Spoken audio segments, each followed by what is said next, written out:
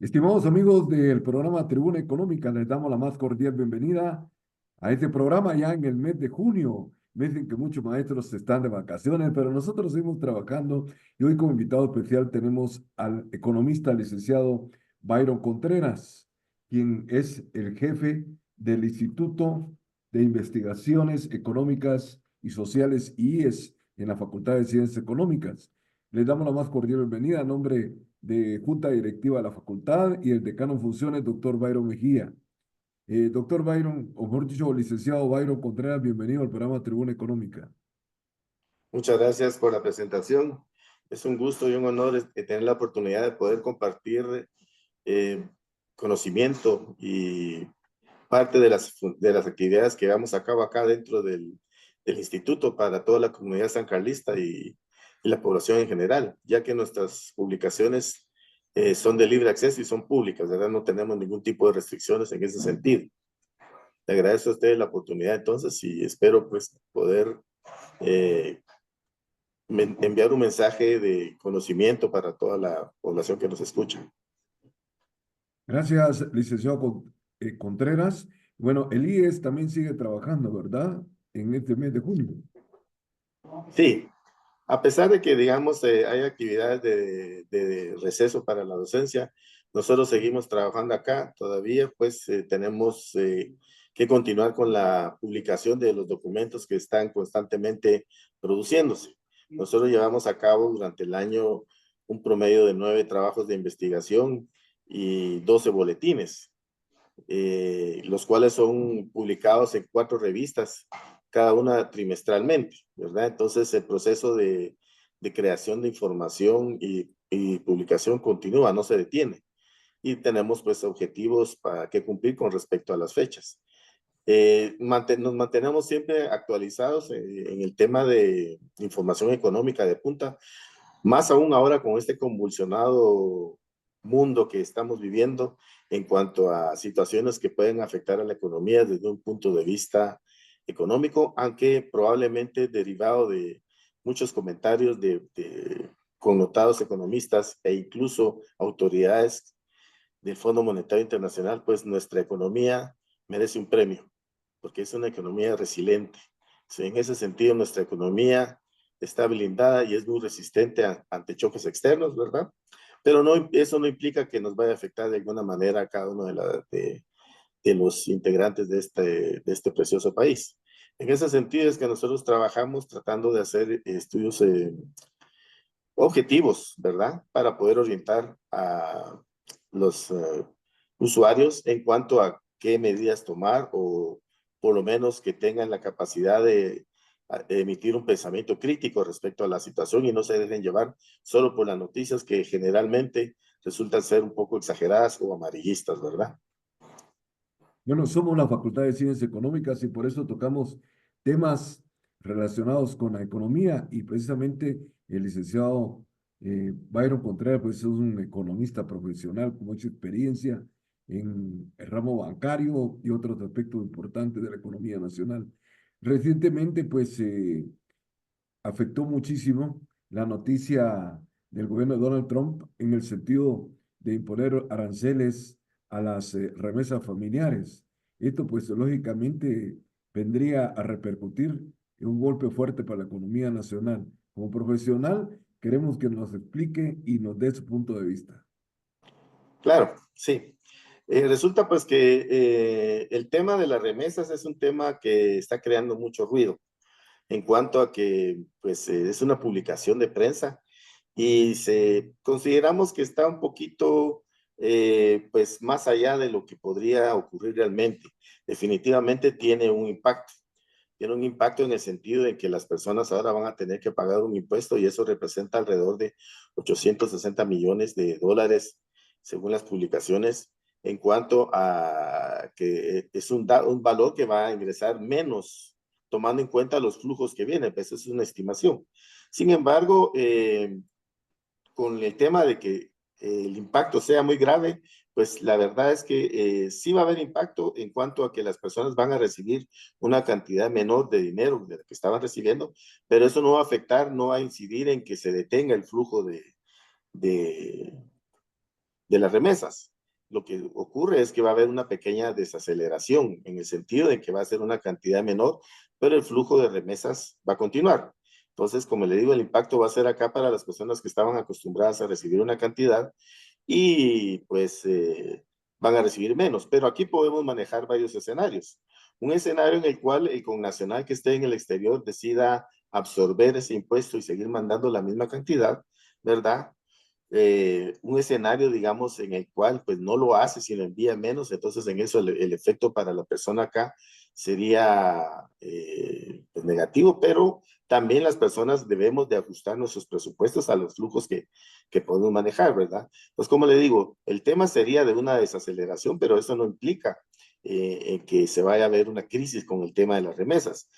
Por otro lado, hay que tomar en cuenta también de que las remesas no van a desaparecer, por lo menos en el mediano plazo, porque según las estadísticas del Instituto de Migraciones, el valor neto de la remesa sigue siendo positivo.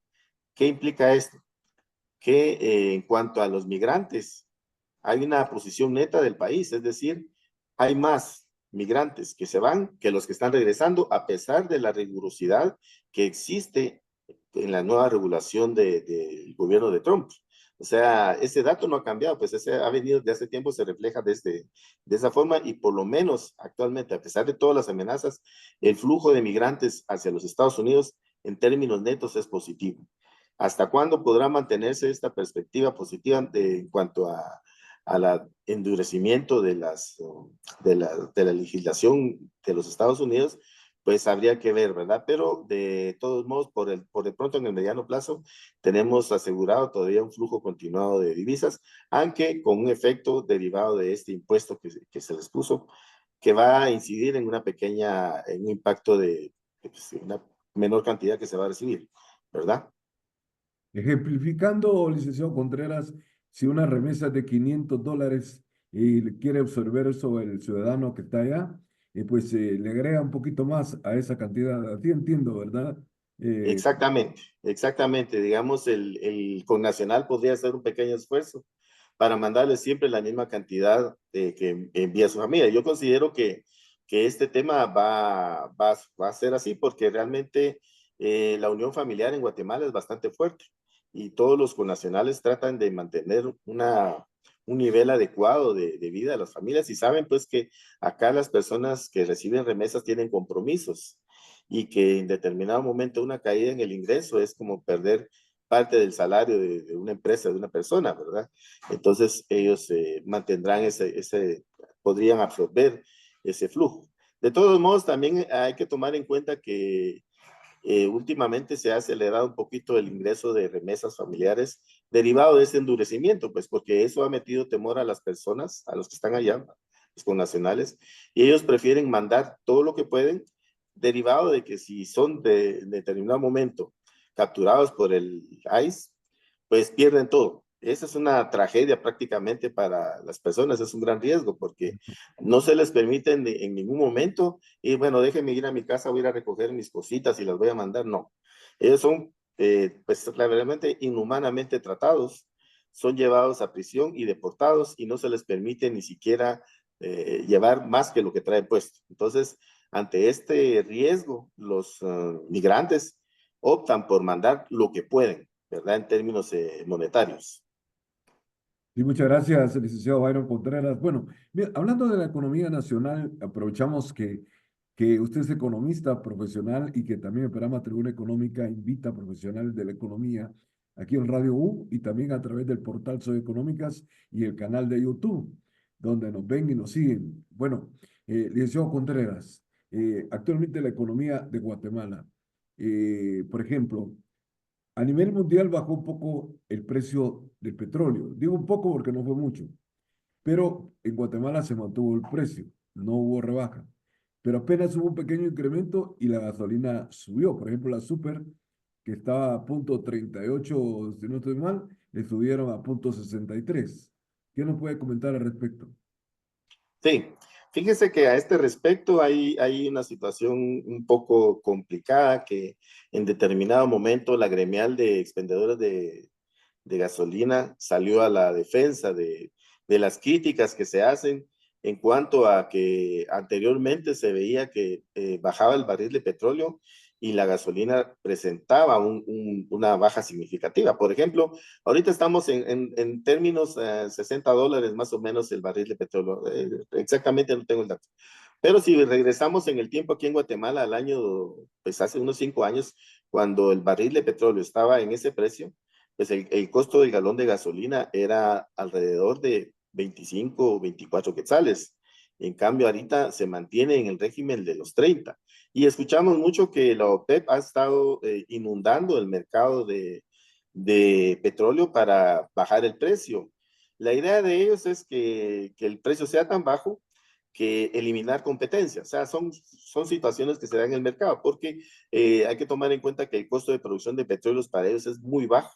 Es casi que abriendo un pozo y ya están encontrando petróleo, mientras que hay países donde el costo, por ejemplo, para los Estados Unidos es muy alto. Con esa es su teoría, esa es su tecnología del fracking, ¿verdad? Es muy elevado. Entonces hay una gran diferencial entre el costo de obtener un barril de petróleo para los países de la OPEP y los que no lo son. Eh, entonces sí hemos visto que se ha observado una caída en el precio del petróleo. Sin embargo, aquí en Guatemala, como bien lo dice usted, el costo de la gasolina no ha bajado. Entonces, podemos especular dos situaciones.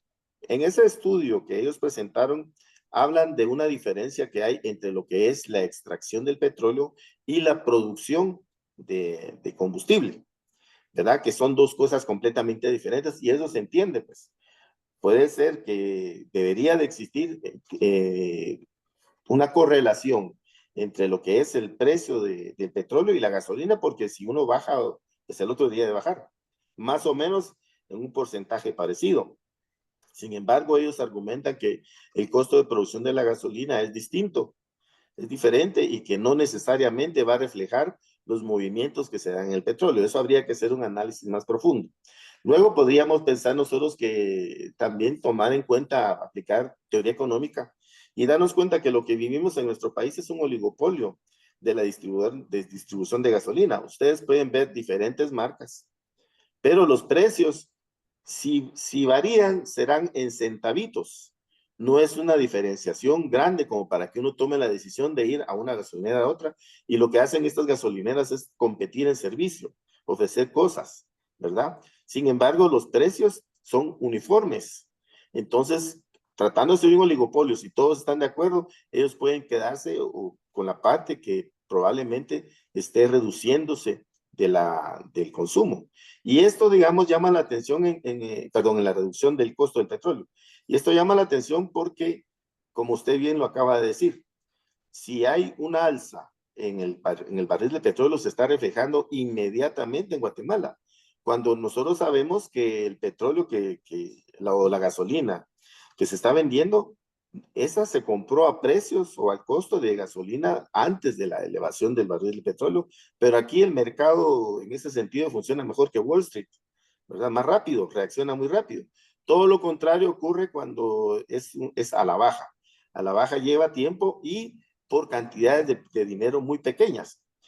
Eh, Realmente ahí habría que hacer un análisis. Es una tarea en la cual se ha manifestado el Ministerio de Energía y Minas en varias veces haciendo eh, publicaciones para que la gente pues trate de ir a las gasolineras donde lo venden más barato, pero como le digo, los precios son tan homogéneos que eso no puede funcionar. Entonces, la tarea ahí es realmente dilucidar cuáles son las verdaderas, digamos, el verdadero costo de importación del combustible y ver si efectivamente se está aplicando la caída o hay algún tema de especulación, ¿verdad? Pero sí habría que hacer un análisis profundo en ese sentido. Mientras tanto, entonces nosotros somos pues como consumidores los que estamos siendo dañados por ese comportamiento. Aunque a veces cuando uno lo compara con los precios con los Estados Unidos, también ve que hay alguna similitud en los fenómenos. No son grandes cantidades de dólares o centavos de dólar lo que bajan los costos. Entonces, como le digo, es un tema complicado a manejar, pero sí crea, digamos, algún efecto negativo sobre los consumidores. Más aún con el parque vehicular, que estaba viendo yo estadísticas que hay más vehículos que personas ya en la ciudad de Guatemala, en Guatemala. Se estima que hay 24 millones de vehículos y somos, según el último censo, 18 millones de habitantes. Entonces, eso pues genera un problema de tráfico que ya es otro tema, pues, pero también incide en el costo del consumo de gasolina para los guatemaltecos, ¿verdad? Por supuesto, porque entre más colas, más gasto de combustible. Estamos presentando el programa Tribuna Económica, la voz de la Facultad de Ciencias Económicas. Estamos conversando con el economista licenciado Byron Contreras. Explíquenos, licenciado, por favor, en qué consiste la economía subjetiva y la economía objetiva. Muy buena pregunta. Fíjese que esto es algo que debería de enfocarse, tenerse bien, bien claro en todas las universidades del mundo y todos los economistas. Y nosotros aquí en la Universidad de San Carlos, como docentes, hacemos énfasis en esta diferenciación, porque de acá nace lo que es el verdadero conocimiento de la economía, sabiendo diferenciarlas. Por ejemplo, primero tenemos que analizar la palabra objetivo y subjetivo, que no tiene nada que ver con la connotación que se le da en términos de una plática normal o de un contexto normal. Cuando hablamos de objetivo y subjetivo en economía, nos referimos a categorías que son muy propias de la economía. Por ejemplo, en el caso de objetivo, las personas, cuando uno hace las preguntas, dicen, bueno, es que objetivo es algo que yo quiero lograr. Y tienen razón. Eso es, digamos, la trayectoria que trae la palabra objetivo, incluso según la Real Academia. Sin embargo, en términos de economía, acá sí hacemos una diferenciación, porque el objetivo va a ser aquello que no va a depender de la conciencia de los hombres. Y es que es necesario darle este enfoque porque si queremos explicar lo que es economía, tenemos que poner en el contexto esta situación. La economía existe indistintamente de la conciencia de los hombres. Desde el momento en que el ser humano se dio cuenta, digamos, descubrió su realidad objetiva y se dio cuenta de su entorno, él se dio cuenta de que los bienes no eran ilimitados.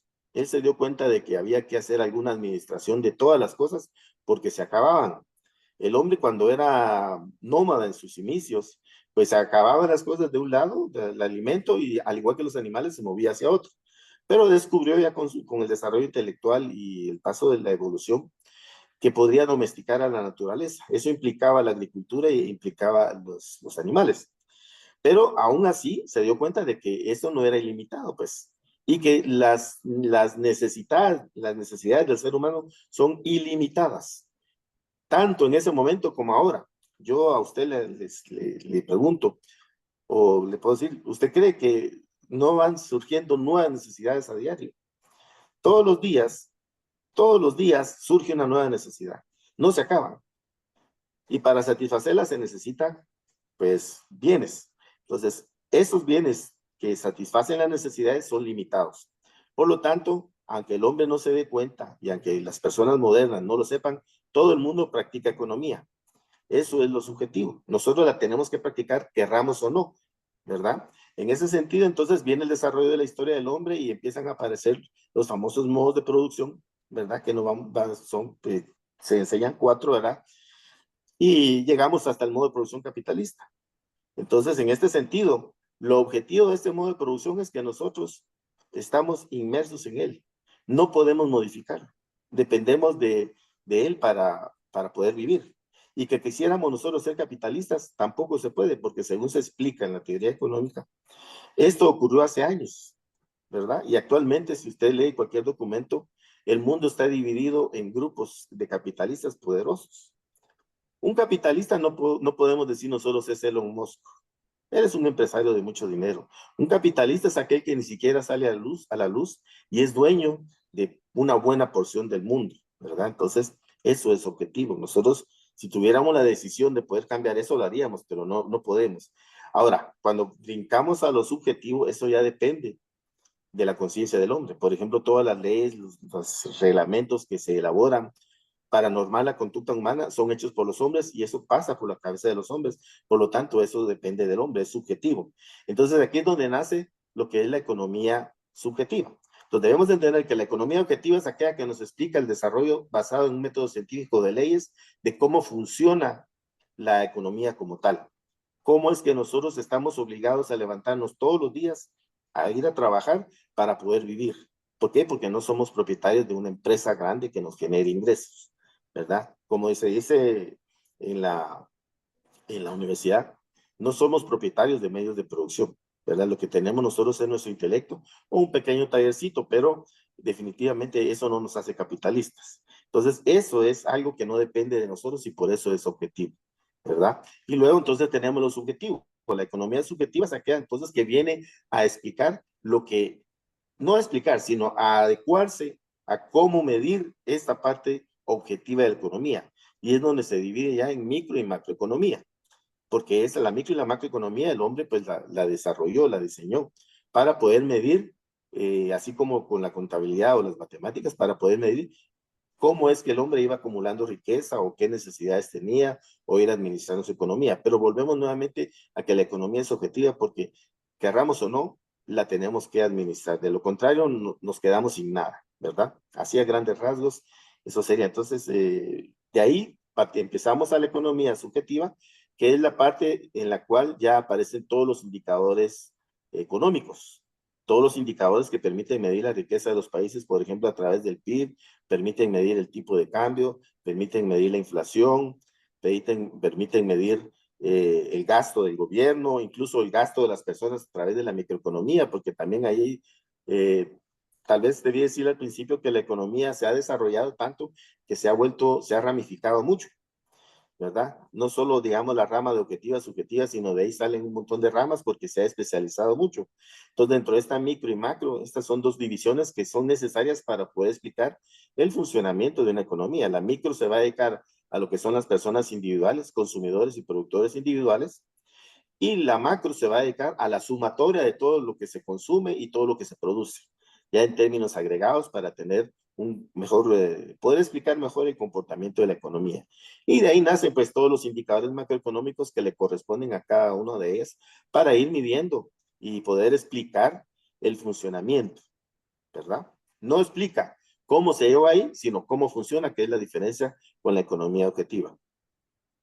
Muchas gracias, licenciado Byron Contreras. Vamos a ir a una pausa en Radio U, pero al volver vamos a hablar de la macroeconomía y especialmente del tema de la inflación, que muchas veces lo confundimos el término aquí en Guatemala entre la inflación, la deflación y muchas cosas más que solo los economistas nos pueden explicar detalladamente. Así que en un momento volvemos aquí en Radio U 92.1 FM. Vamos a la pausa.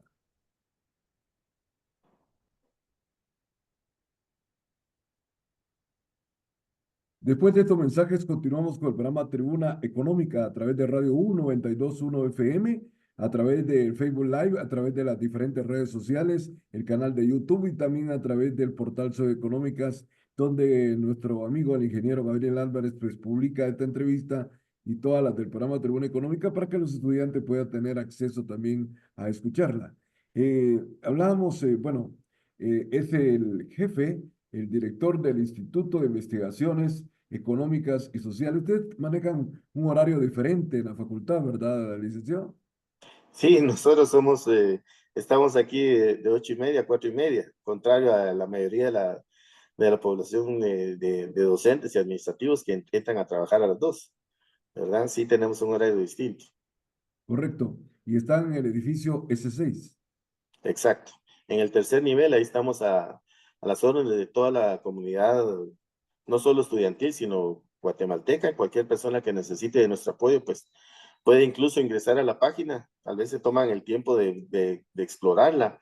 Tenemos mucha información, tenemos muchas bases de datos y tenemos eh, estudios bastante objetivos de temas que les podrían servir en su desempeño académico, ya sea para tema de tesis, tema de EPS, ¿verdad? O incluso le podemos dar apoyo para que ustedes sepan dónde encontrar esa información. O sea, nuestras puertas están abiertas acorde a lo que dice nuestro reglamento, porque realmente el origen del IES es ser un banco del pensamiento que apoya a toda la población estudiantil y a la sociedad en general en temas relacionados con la economía, desde el punto de vista objetivo, ¿verdad? Y aquí nuevamente usamos la palabra objetivo que definíamos.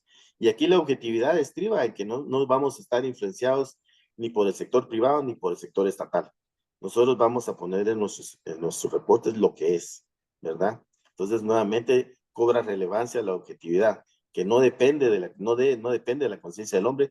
Por lo tanto, nuestros estudios reflejan esto que conocemos como objetividad, en el sentido de que no van a estar ni en favor de un sector ni en favor de otro, sino vamos a publicar lo que es. Bueno, la diferencia entre el Instituto de Investigaciones Económicas y Sociales y el Departamento de Problemas Nacionales en la facultad. Sí, ellos resulta que, bueno, nosotros manejamos dos tipos de análisis de problemas acá, estructurales y coyunturales. Los coyunturales son aquellos que se dan, por ejemplo, que son los que están, digamos, efervescentes. Hablemos del tema que usted me mencionó de las remesas, hablemos del tema de los aranceles, hablemos del tema de los migrantes, de la corrupción, del problema del tráfico. Estos son problemas que nosotros vamos a tocar en el mediano plazo en nuestros boletines. Y por otro lado tenemos las revistas que son desde el punto de vista estructural, en donde cuando nos referimos a temas estructurales ya es el componente que realmente está creando la situación complicada para el país. Por ejemplo, hablamos de problemas de competitividad, problemas de corrupción, problemas de salud, problemas de indicadores, que Guatemala tiene uno de los peores indicadores sociales del área, ¿verdad? Esos temas son los que vamos a enfocar porque son los que hacen que el país, podemos ver nosotros que si vemos el Producto Interno Bruto, que es una de las partes de la macroeconomía que vamos a explicar, mantiene un crecimiento promedio de 3.5, que es de los mejores de Latinoamérica, incluso a veces más alto que el de los Estados Unidos. Eso no implica que el país esté bien, porque eso está midiendo el crecimiento, pero no mide el desarrollo. Entonces nosotros nos enfocamos más a la parte del desarrollo, porque ¿de qué sirve que el país esté creciendo si la pobreza cada vez es más grande? ¿Verdad? Entonces, eso es, digamos, el tema que agarramos nosotros. En el caso de problemas nacionales, ellos tienen un enfoque que podría en determinado momento confundirse con el nuestro. Por eso mantenemos comunicación, porque ellos también manejan problemas coyunturales. Ellos también hacen señalamientos, ¿verdad? Pero, digamos, el enfoque, tendríamos que hablar aquí, tener a la directora, a Luz Urcullo, para que nos definiera claramente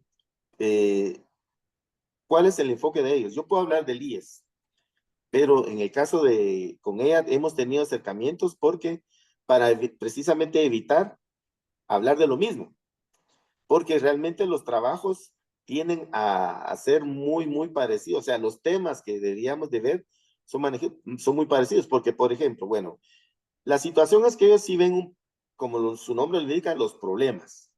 O sea, se enfocan en la problemática. Nuestros estudios son más, ¿qué le digo yo? Más profundos, más de largo plazo, que van a terminar en esa problemática. O sea, nosotros empezamos a desglosar los orígenes de la situación. Ya en la parte problemática ya les corresponde a ellos, Exacto. ¿verdad? Nosotros, si El, usted el nombre ve lo algún, indica, ¿no? El nombre lo ¿cómo indica. dice? El nombre lo indica. Ellos los problemas y usted la investigación. Exactamente, ¿verdad? Pues, pero siempre tenemos que tener cuidado para evitar que se confundan los temas, ¿verdad? Muchas gracias, licenciado Byron. Bien, les prometimos y continuamos con el tema tan interesante que lo ven los estudiantes, tanto de administración, de economía, como de contaduría pública, de auditoría, la macroeconomía, porque todos debemos estar inmersos en esta situación. Sin embargo, hay un tema que siempre confunde, lo que platicábamos, la inflación y la deflación. ¿En qué momento estamos en Guatemala? Ya. Sí, primero hay que hablar que la inflación se le llama al alza generalizada de precios. O sea, cuando tenemos un constante incremento en los precios. De estos tipos de inflación, pues existen la moderada, la alta y la hiperinflación, ¿verdad? En el caso de Guatemala, nosotros manejamos una inflación moderada porque los precios no suben en el mismo día. O sea, por ejemplo, usted puede comprar hoy en la mañana una Coca-Cola que creo que vale 5 quetzales la chiquita y en la noche le va a costar los mismos 5 quetzales. Es una inflación moderada. Tal vez al mes o a los 2 meses o a la semana podría ser que subiera a 50 centavos, pero no va a estar subiendo constantemente. Cuando hablamos de inflación alta es, por ejemplo, que usted viene y esa misma bebida la va a comprar el día siguiente más cara, ¿verdad? Y cuando hablamos de hiperinflación es que al mediodía usted se tomó la Coca-Cola ahorita en la mañana, le costó 5 y en la tarde le va a costar 500 quetzales. O sea, eso es hiperinflación, es millones de veces, es miles de veces el incremento en los precios. Afortunadamente nosotros no tenemos ese problema. Países como Brasil, Argentina, Chile han evidenciado ese tipo de inflaciones que crea mucho daño y realmente pues solucionarlo es bastante complejo. La gente lo que hace es refugiarse en valores que estén libres de la inflación y son monedas duras o en commodities, ¿verdad? Que para protegerse. Luego tenemos lo que es la deflación. La deflación es la baja de los precios. Situaciones que desde el punto de vista económico hacen más daño que la inflación, porque la inflación se asocia generalmente con un crecimiento económico. Hay un crecimiento en la economía y entonces eso genera un crecimiento en los precios porque si la economía está creciendo, pensemos en que nosotros tenemos un mejor ingreso salarial, toda la población tiene un mejor ingreso, ¿verdad? Pensemos en un ejemplo en que la distribución de la riqueza es normal, ¿verdad? Y entonces nosotros vamos a demandar más productos y al demandar más productos, pues definitivamente vamos a ejercer presión sobre los precios, ¿verdad? Entonces eso es lo que pasa con la inflación, cuando es moderada. En la estanflación lo que ocurre es que los precios empiezan a caer porque la gente no compra. La gente deja de demandar, entonces el comerciante para con tal de vender empieza a ir bajando los precios. Pero ¿qué es lo que pasa? Llega un momento en que los precios son tan bajos que los costos de producción ya no se cubren. Ahí sí le daría yo la razón a muchos empresarios que se quejan de que los costos y que por eso despidos. No. En casos por ejemplo, cuando lo argumentan con el salario mínimo, en el caso de la deflación sí ocurre, porque los precios llegan a bajar tanto que ya no se puede producir. Entonces, por eso es más dañino, porque ¿qué es lo que ocurre? Ocurre un paro. Vienen los despidos. Entonces, si la gente antes podía comprar poco, sin trabajo, ahora va a comprar menos. Y eso genera una crisis. Luego tenemos lo que está ocurriendo ahorita, que es la estanflación. Es un término tal vez que es menos conocido. Pero esto ocurre cuando se da una situación de alza de precios y una caída en la economía, que es lo que está ocurriendo en los Estados Unidos. Lo que mencionan varios economistas, que se está en un proceso de estanflación porque la inflación en los Estados Unidos está subiendo y la economía está cayendo, se está desacelerando, ¿verdad? Entonces, eso también es bastante dañino. Y de los tres, el más fácil de controlar es la inflación. Los otros dos cuestan más. Porque para la inflación, pues hay medidas de política que han probado ser certeras, ¿verdad? Y hay teoría económica que las explica.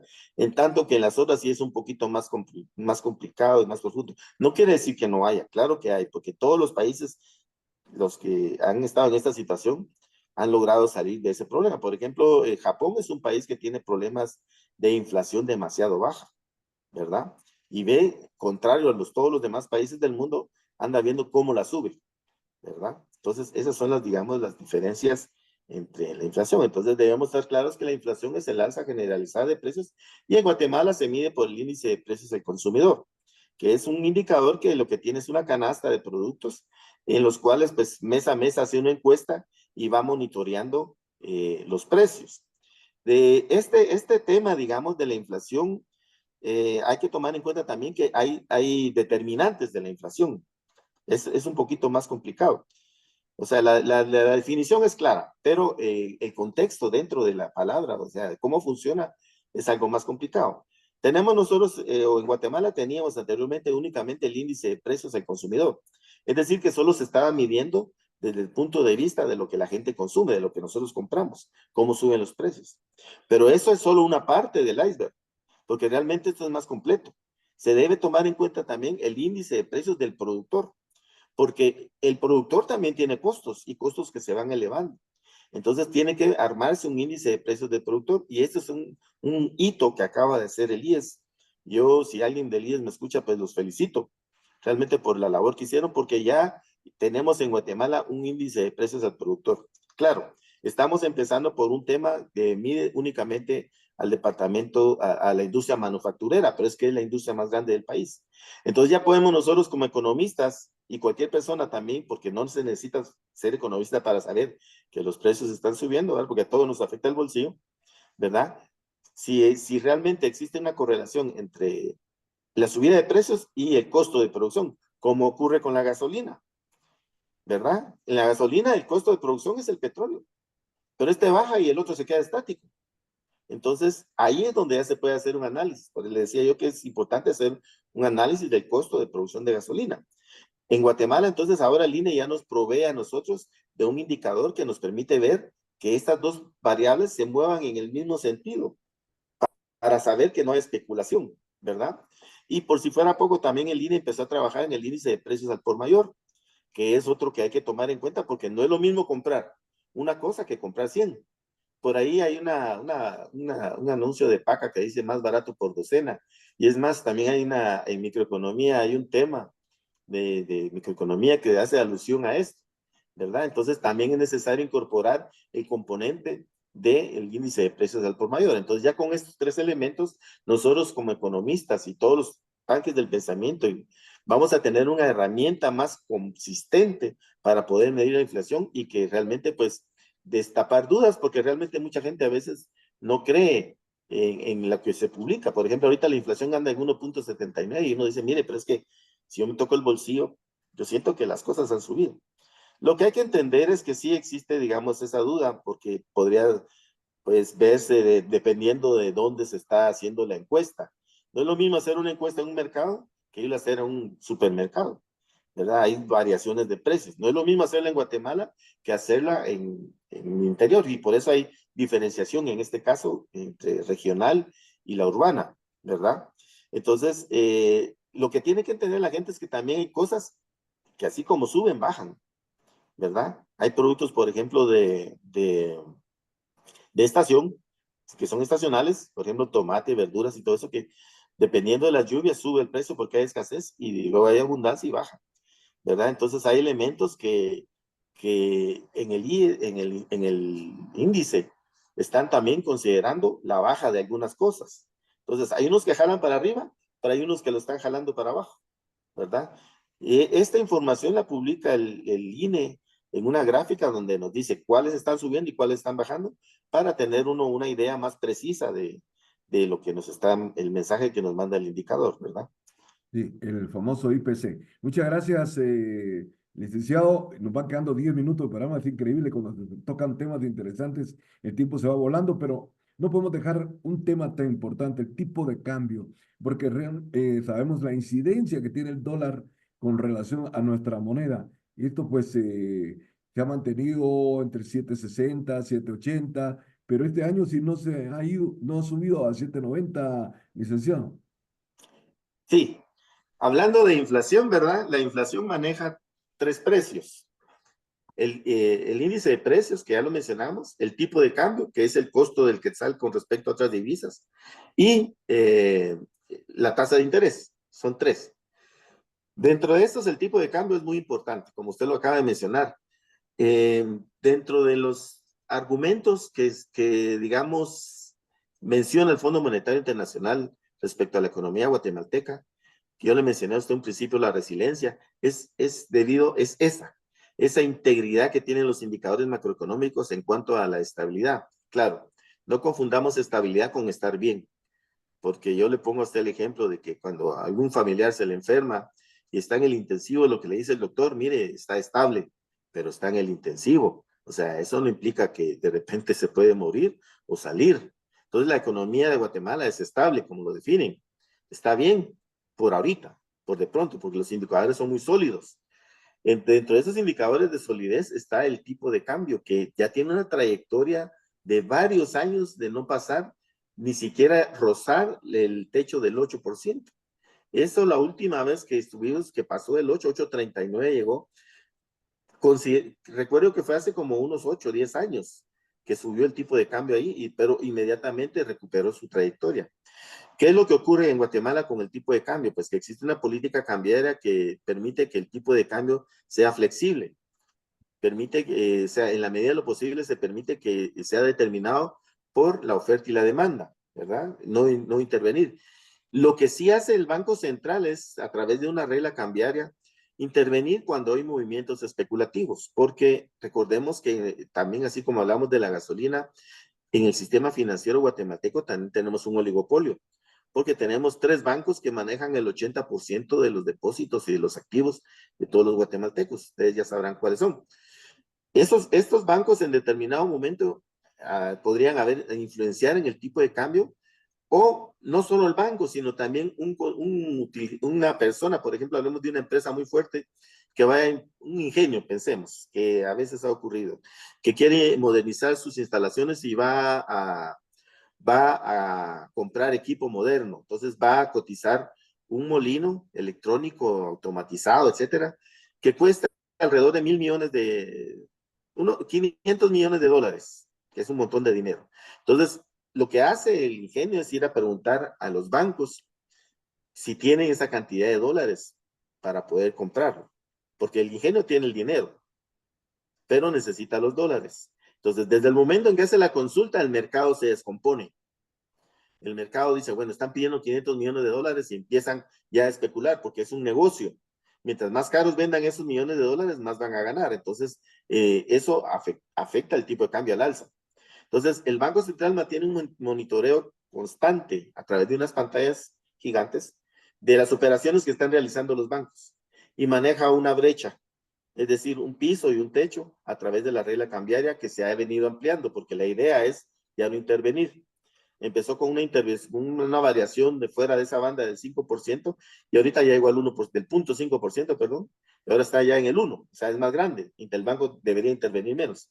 Entonces, cuando eso existe, esa especulación y se sale el tipo de cambio, ya sea hacia arriba o hacia abajo, el banco viene y ofrece divisas, sea como sea, si es un crecimiento en la demanda, entonces, bueno, yo les ofrezco tal cantidad de divisas a un tipo de cambio promedio ponderado, que es el que se ha estado moviendo. Entonces, con eso, el Banco de Guatemala, digamos, hace que la demanda se disminuya. Contrario, si hay escasez, pues el Banco de Guatemala, digamos, si hay escasez, el Banco de Guatemala pues mete, ofrece los dólares, ¿verdad? O sea, puede comprar y puede vender dependiendo cómo se dé el evento, ¿verdad? Si es demanda entonces va a ofrecer para que haya abundancia de dólares en el mercado y el precio se estabilice. Si es, digamos, sobre oferta, el banco va a comprar, que es lo que ha ocurrido generalmente con las remesas. Y ese es el tema que ha contribuido a una estabilidad en el nivel de precios, porque el nivel de remesas ha sido constante. Eso ha hecho que el Banco de Guatemala pues esté interviniendo constantemente en el mercado y ha implementado varias medidas actuales para poder siempre intervenir cuando hay exceso de oferta para que el tipo de cambio no caiga tanto, porque, digamos, la regla, al tener ya un margen muy amplio, la regla cambiaria, pues ya no se enseñan las alertas, ¿verdad? Por eso es que ahora tiene medidas discrecionales el banco que han sido señaladas por algunos sectores como, pues, como eso, como medidas discriminadas, pero lo que ocurre es que el Banco Central tiene que mantener un tipo de cambio en equilibrio, porque tanto a consumidores como a exportadores no nos conviene un tipo de cambio, pues, por ejemplo, imagínense, nosotros como consumidores nos quisiéramos que estuviéramos a 1 por 1, ¿verdad? Porque entonces cualquier cosa que cueste $1 nos cuesta un quetzal y lo compramos. Pero ¿qué pasaría con los productos guatemaltecos? Si viene un gringo acá o cualquier extranjero, pensemos en el ejemplo más sencillo sin meternos a comercio exterior, viene y las cosas le van a salir caras a él, pues porque $1, un quetzal. ¿Verdad? En cambio, él viene con $1 ahorita, le dan 7 quetzales, puede comprar un montón de cosas. Es un incentivo para venir a Guatemala a gastar. Lo mismo ocurre con los productos que se producen, se ponen muy caros y eso pues perdemos competitividad con otros países, que es más o menos lo que está pues, queriendo gestionar Trump en los Estados Unidos, debilitando su dólar, ¿verdad? Que es mucho más complejo. Entonces, el tipo de cambio es controlado a través de la regla cambiaria, de la política cambiaria que tiene el Banco de Guatemala, y esta ha funcionado muy bien porque hemos mantenido una estabilidad a lo largo del tiempo. Por ejemplo, hoy el tipo de cambio anda en 7.67, el de referencia del Banco de Guatemala. En los bancos anda más o menos en 7.82, 7.50, 7.82 a la venta y 7.50 a la compra, ¿verdad? Entonces, sí, esto es resultado de los factores como el flujo constante de remesas y la participación de la regla cambiaria del Banco de Guatemala, o sea, la política cambiaria que utiliza el Banco Central para mantener la estabilidad en el tipo de cambio. Entonces, manteniendo una estabilidad del tipo de cambio, esto también incide en que la inflación se deba solo a eventos de oferta y demanda, ¿verdad? Porque la inflación, volviendo al tema, tiene varios componentes. Dentro de estos que le mencionaba, el tipo de cambio y la tasa de interés, también hay factores que son endógenos y exógenos. Por ejemplo, los exógenos son los externos, que el país no puede hacer nada. Y los endógenos son los internos, en donde puede aplicar la política monetaria o cambiaria para poder controlarla, ¿verdad? Sí, muchas gracias. Increíblemente nos quedan 3 minutos en el programa, licenciado Byron Contreras, y pues sería interesante, no sé, algún tema así breve que usted nos quiera compartir, porque en 2 minutos tenemos que terminar ya el programa y agradeciendo su tiempo para el programa. Bueno, sí, así brevemente, entonces concluir en que la economía de Guatemala está estable, pero ya le digo que esa estabilidad no nos garantiza que esté bien, que tenemos problemas de desarrollo, tenemos problemas de indicadores sociales muy malos en los cuales el gobierno tiene que trabajar muy duro. Y eso está bien cuesta arriba porque eh, dentro de la calificación de riesgo que tiene el país, que ha mejorado constantemente, se señala siempre temas que son contrapesos, que son lastre para el desarrollo de la economía, como la corrupción, ¿verdad? Esto es algo pues que realmente evita que el dinero que está destinado para obras sociales, para gasto social, llegue. Y también hacer un llamado a ver el tema de los gastos de funcionamiento del Estado, que realmente están demasiado elevados. Si para las personas que se encargan de la política, pues que esto ha sido influenciado no solo por el incremento en los gastos de salarios que se han ido recetando el aparato gubernamental, sino también por el incremento de la deuda, ya que es ahí donde se registra. Entonces hay que ponerle ojo a ese indicador. Lástima que no nos dio tiempo a hablar de ello, ¿verdad? Pero estamos llegando a un punto en el cual lo que el gobierno recaba no le alcanza para pagar los gastos de funcionamiento. El mismo fenómeno que tienen los Estados Unidos. Cada rato están endeudándose porque no les alcanza para el funcionamiento del gobierno y amenazan con paros, con cerrarlo y bueno, y tienen que aumentar el techo de la deuda. Literalmente nosotros no hemos llegado a ese extremo, pero estamos aproximándonos. O sea, la deuda se ha manejado muy, muy bien en Guatemala, pero eso no implica que sea lo ideal, pues, porque recordemos que un país se puede endeudar mientras tiene capacidad de pago. Guatemala está agotando su capacidad de pago. Y armar bolas de nieve con deuda no es recomendable para ninguna economía. Esto se viene al suelo, ¿verdad? Entonces, les agradezco mucho el espacio. Probablemente en otra oportunidad podamos hablar de algunos otros temas y ampliarlos. Y pues eso es lo que les quería compartir aquí en nombre del Instituto de Investigaciones Económicas y Sociales de la Universidad de San Carlos y la Facultad de Ciencias Económicas. Muchas gracias por el espacio. Gracias a usted, licenciado Byron Contreras, por estar con nosotros. Tema muy interesante, muy apasionante de la economía nacional. A nombre de Junta Directiva y el señor decano, doctor Byron Mejía, agradecemos el valor de su atención. En cabina de controles, en la producción, Fernando Palacios, de la palabra su servidor y amigo Freddy García Lemus. Hasta un siguiente programa de Tribuna Económica aquí en Radio U. A continuación, el programa Póngase a tono con Tono Díaz. Buen día para todos.